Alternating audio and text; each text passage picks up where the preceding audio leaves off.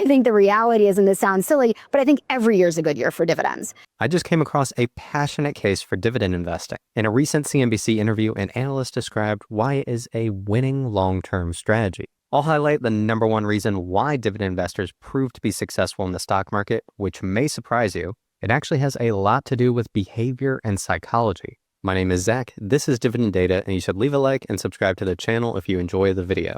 Now let's get to the case for dividend investing. And I know that there are a lot of people watching who buy stocks for the dividends. Right. So what's your, not so much defense of dividend investing, but why this works and who it works best for? So to be really clear, it is not for everyone, right? Most people don't need income. But if you do need income, it works really, really well. And that's a pretty niche strategy. Like sometimes it's a retiree, sometimes it's just someone who likes to see some component of their total portfolio rolling in day after day. At least in my case, most of my clients don't have 100% of their portfolio in the dividend income strategy. So they're not missing out on an Amazon or Microsoft. It's just different silos. And frequently people use it, again, for that silo to replace the income or to diversify their overall portfolio. I completely agree with this. I have multiple portfolios myself. I have my dividend growth portfolio, which I frequently show on this channel. But then I also have a non-dividend account and my Roth IRA. And those hold stocks that don't pay dividends. And even within my dividend growth portfolio, I have some low yield companies and some high yield companies. However, reliable high dividend payers and dividend growers can be a great part of your investing strategy. It can build a compounding source of income that eventually you could retire and live off of.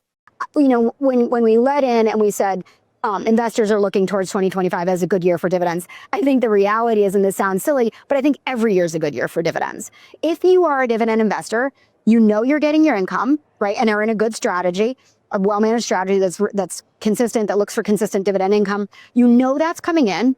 And what's really cool is S&P 500 dividends since like the last 50, 60 years have grown at about 5.7%. So if you need that income and you want that income to outpace inflation, it's doing that. I found the same for my strategy, which isn't S&P specific. In addition, you have a tax advantaged income stream. If you buy treasuries or corporate bonds, you've got an ordinary income tax. Dividends, you're getting a 15% or 20% tax rate on them. So you have all these wonderful things going for you. Every year is a good year for dividend investors. That got me fired up. I put on my Make Dividends Great Again hat. And the reason why is you have this constant stream of income coming in. So even if stock prices are going bad and we're in a market correction or a sell-off, you still have some return from your stocks paying you income.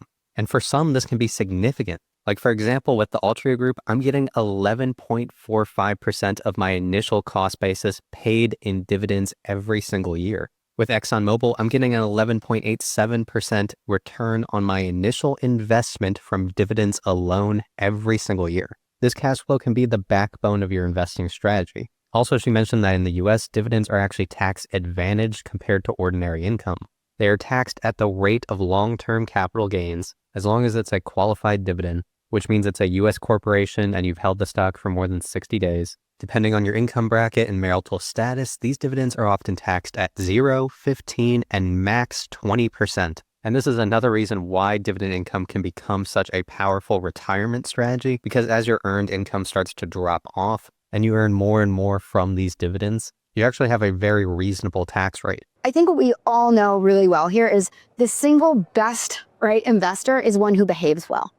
And you can be in high growth, but then if you freak out at the wrong time, if you switch strategies at the wrong time, it can destroy years of good returns. And generally, what happens for dividend investors is they get really hooked on the income. And they know if they sell, even if it's a March of 2020, or late 2022 when the market's down, or in October of 18, they know if they sell, they're cutting off all of their income. So that consistent income stream leads to very good behavior. It acts as a huge emotional source of comfort for investors. So all of those things people have going for it. That was the best reason she gave.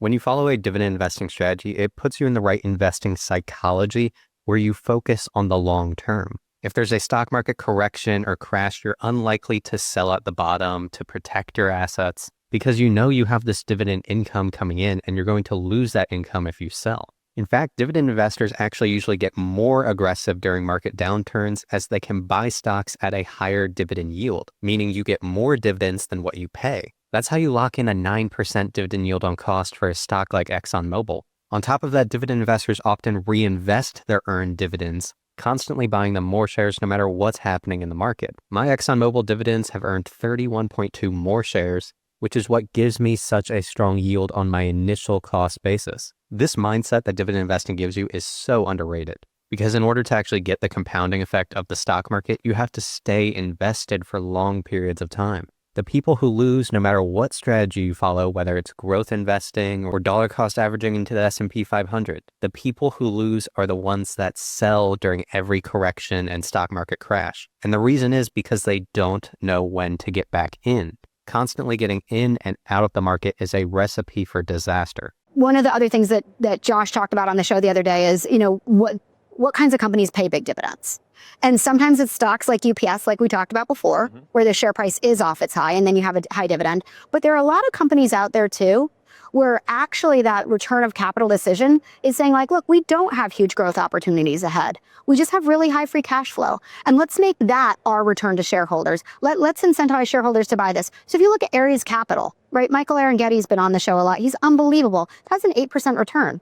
He doesn't say to shareholders, hey, I expect this stock to double. He says, no, you're going to get this 8% return. And that's our goal, is to give that to you when you buy ARCC. In my portfolio, I have Enterprise Products, one of the midstream energy companies. I have Organon, which is the healthcare spinoff from Merck. Lamar Advertising, that's the giant billboards. Those all have 6, 7, and 4% dividend yields. And those management teams, their whole goal is to return shareholder value in the form of a dividend. So you have to look for those. You can't just chase a high yield.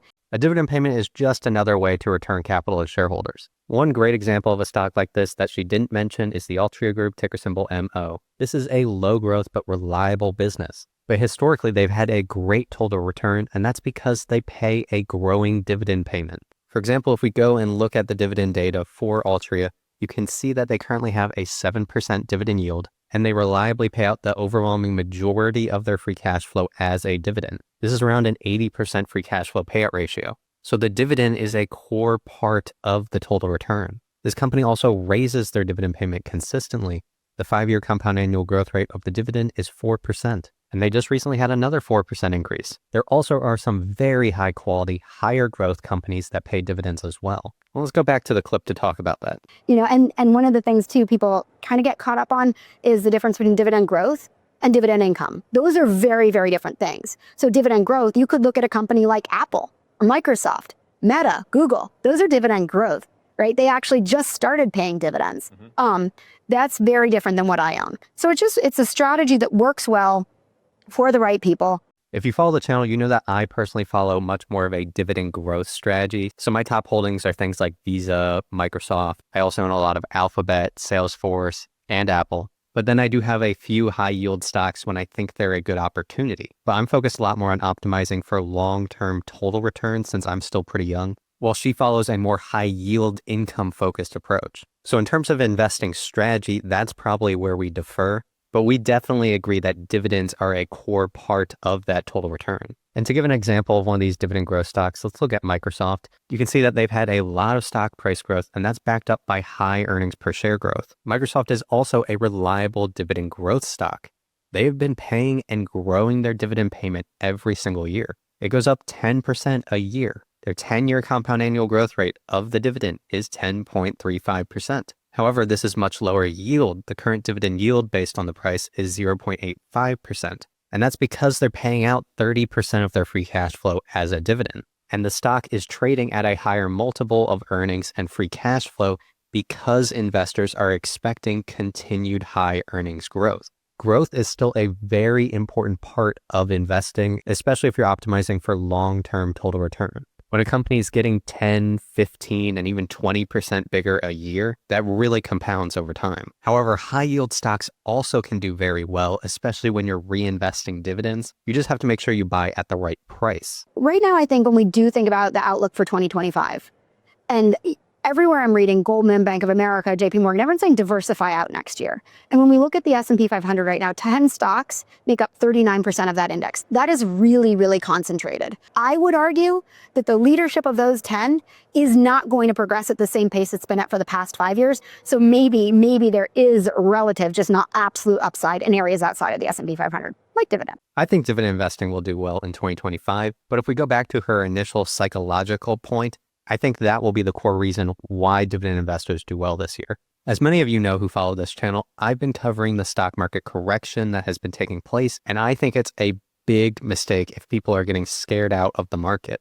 And as we look at the multi-decade long game of investing, the real important thing is to be adding in these kind of dips. That could be to individual stocks that you find attractive or dollar cost averaging into various ETFs. You want to be reinvesting your dividends and adding in these dips. As an example, I've recently been buying Alphabet stock since they've sold off a bunch, and it's now becoming a core part of my dividend growth stock portfolio. And if you want updates on my dividend investing strategy, subscribe to the channel because I do a monthly portfolio update on this account, and I'll be doing another one very soon. Also, if you want to use the stock analysis and portfolio tracking tools I showed throughout the video, all of this is available at dividenddata.com. We currently have a March Madness sale where you can get 50% off the annual membership. That is going to end very soon, so click the link in the description and pinned comment of the video to get access to that sale. With that said, thanks for watching, and I'll see you in the next video.